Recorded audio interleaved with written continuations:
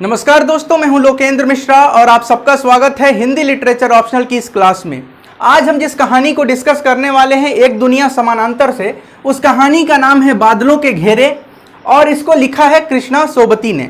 जैसा कि पिछले कहानी वाले सभी वीडियोज़ में हमने जिस तरह से पढ़ा है, सबसे पहले हम पात्रों के बारे में समझते हैं, फिर कहानी समझते हैं, उसके बाद कहानी की संवेदना और कहानी के शिल्प पक्ष के बारे में चर्चा करते हैं। इसमें जो प्रमुख पात्र हैं, एक तो है रवि। रवि की पत्नी है, उसका नाम है मीरा, रवि की वाइफ है। फिर रवि की एक बुआ है और रवि के बुआ की एक भतीजी है, उसका नाम है मन्नो। मतलब मन्नो और बुआ में क्या रिश्ता है? चाची और भतीजी का रिश्ता है। और एक फूफा जी भी हैं, बुआ हैं तो फूफा जी भी हैं। अब हम बात करें कि इस कहानी में क्या होता है। देखिए, रवि एक बार अपनी बुआ के यहाँ गया होता है और बुआ के यहाँ जब जाता है तो बुआ एक लड़की से उसका परिचय कराती है और परिचय में सिर्फ इतना कहती है कि ये मन्नो है, यहाँ 2 दिन रुकेगी। सिर्फ इतना परिचय है कि ये मन्नो है और ये यहाँ 2 दिन के लिए रुकेगी। अब रवि और मन्नो दोनों हैं, बुआ भी है। यहाँ पर रवि को पता चलता है कि मन्नो के साथ कुछ अच्छा व्यवहार नहीं हो रहा है। मन्नो के पीछे अच्छा व्यवहार इस तरह से नहीं हो रहा है कि जब मन्नो आती है तो बुआ के जो बच्चे बच्चियां हैं वो मन्नो के पास चले जाते हैं। जब वो मन्नो के पास चले जाते हैं तो जो रवि की बुआ है वो उन्हें दूर कर देती है। या फिर जब मन्नो बुआ के घर आती है तो बुआ अपने बच्चों को लेकर कहीं बाहर चली जाती है। इसका सीधा मतलब है कि बुआ अपने बच्चे बच्चियों को मन्नो से दूर रखती है। इस दूर रखने के पीछे जो कारण है वो ये है कि मन्नो को एक बीमारी है। बीमारी कौन सी है? तो टीबी। टीबी को क्षय रोग भी कहते हैं और तपेदिक भी कहते हैं। जिस समय की ये कहानी है उस समय टीबी एक लाइलाज बीमारी हुआ करती थी और टीबी का कोई इलाज नहीं था। आज के समय में टीबी का इलाज है डॉट्स, इसके प्रक्रिया का नाम है, जो पूरा मेडिसिन चलता है उसको डॉट्स कहते हैं। तो आज के समय में टीबी एक साधारण बीमारी है, जो जिसको भी ये बीमारी होती है वो ठीक हो जाता है अगर प्रॉपर दवा वगैरह ले और परहेज करे जो डॉक्टर बताए। लेकिन उस समय इस दवा के लिए कोई इलाज नहीं थी और हजारों हजार लोग टीबी के कारण पहले मरते थे। जैसे आज कोरोना वायरस का इलाज नहीं है, संभव है कि भविष्य में कोरोना वायरस का इलाज आ जाए। आज जैसे कोविड के मरीजों के साथ होता है कि उनको एक जगह आइसोलेट कर दिया जाता है, कोई उनके पास नहीं जाता है, ठीक वैसी ही कंडीशन कभी टीबी की भी हुआ करती थी। ये उसी दौर की कहानी है। अब मन्नो को टीबी है, ये बात जब रवि को पता चलती है तो रवि को अच्छा नहीं लगता है। उसको मतलब एक उससे सिंपैथी होती है कि इसको टीबी है, तो ठीक नहीं लगता है उसको। बाकी मन्नो के साथ बुआ जो है वो जानबूझकर ऐसा व्यवहार करती है। उसे भी पता है, उसके भी मन में कहीं ना कहीं है कि मन्नो को मैं प्यार करूं, लेकिन वो नहीं कर पाती है। उसकी मजबूरी है, वो अपने बच्चों को भी मन्नो से नहीं मिलने देना चाहती है क्योंकि टीबी एक कम्युनिकेबल डिजीज है, वो संक्रामक रोग है। तो इसके परिवार को ना हो जाए, इसके बच्चों को ना हो जाए, इसलिए मन्नो को सबसे दूर रखा जाता है। इस कहानी में यह है।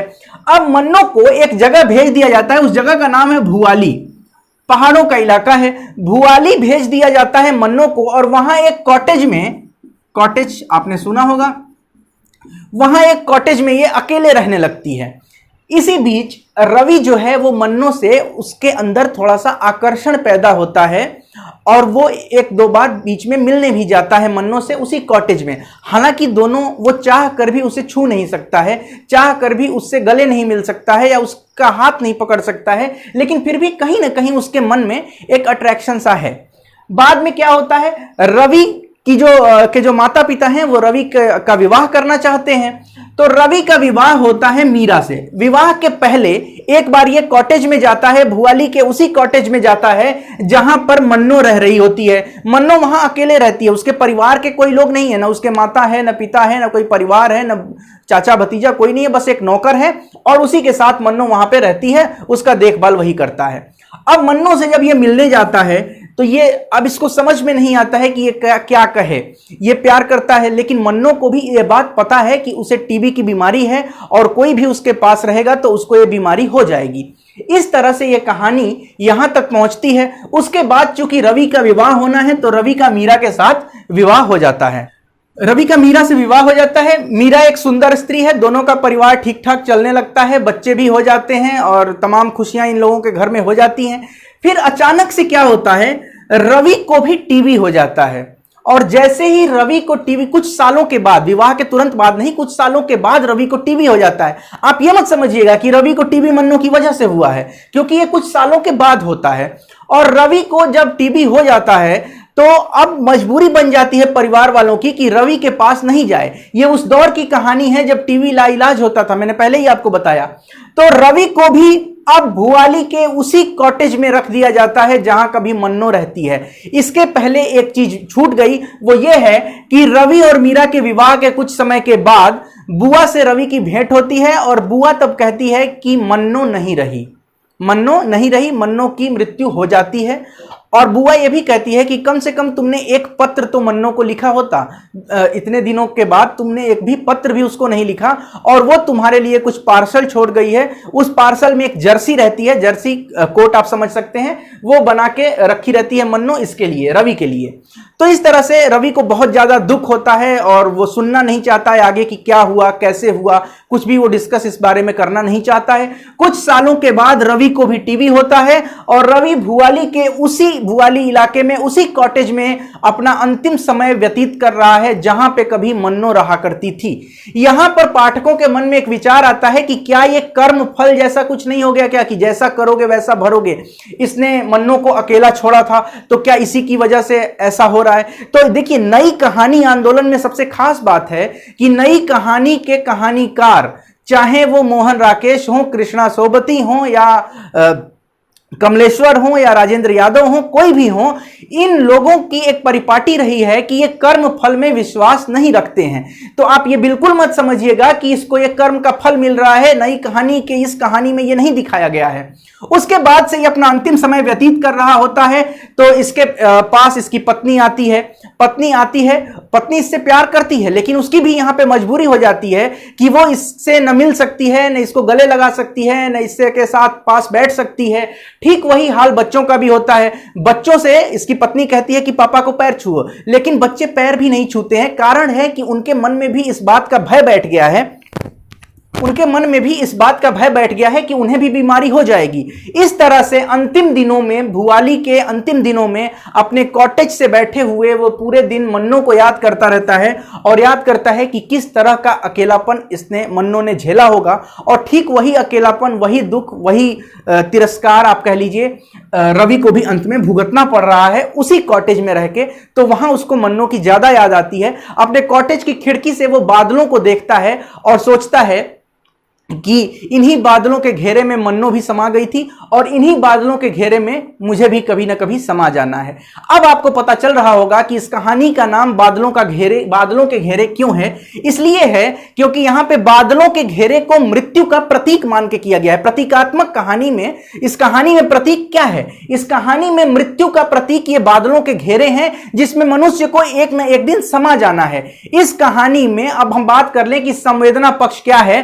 तो इस कहानी में सबसे पहला संवेदना पक्ष तो यही है, अकेलापन।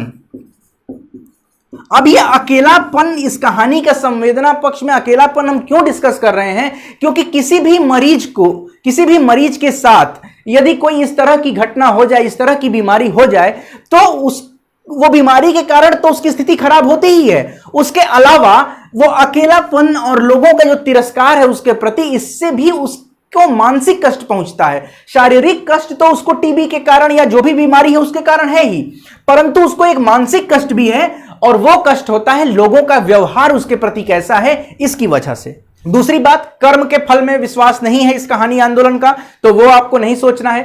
तीसरी चीज है, एक तो अकेलापन हो गया, तीसरी चीज है कि मरीज के प्रति जो उपेक्षा की जा रही है वो जरूरी नहीं वो जानबूझकर की जा रही है, लेकिन वो एक विवशता है, वो एक मजबूरी है। यह भी इस कहानी में बताया गया कि एक मजबूरी है कि उससे दूर रहे, क्योंकि उस समय ये बीमारी लाइलाज थी, आप उसके पास नहीं जा सकते हैं।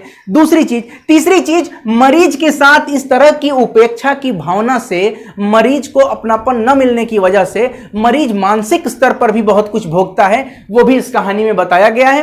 कहानी की भाषा की बात करें शिल्प में, तो भाषा जो है वो बहुत सरल भाषा है। आप कहानी को जरूर पढ़िएगा, भाषा सरल है, प्रतीकों का प्रयोग किया गया है। प्रतीक यहां पर आपको मैंने बता दिया कि बादलों के घेरे प्रतीक मृत्यु का है, जिसमें सबको एक न एक दिन समा जाना है। जैसे मन्नो समा गई थी, वैसे ही कभी ना कभी रवि को भी उन्हीं बादलों के घेरे में समा जाना है। बात करें चरित्र की, तो चरित्र बिल्कुल सधे हुए हैं, ज्यादा इधर उधर के चरित्रों को नहीं रखा गया है, सिर्फ उन्हीं पात्रों को जगह दी गई है कहानी में जिनकी वास्तव में आवश्यकता इस कहानी में है। फालतू का न तो कोई घटना है, न तो कोई उस तरह के पात्र हैं।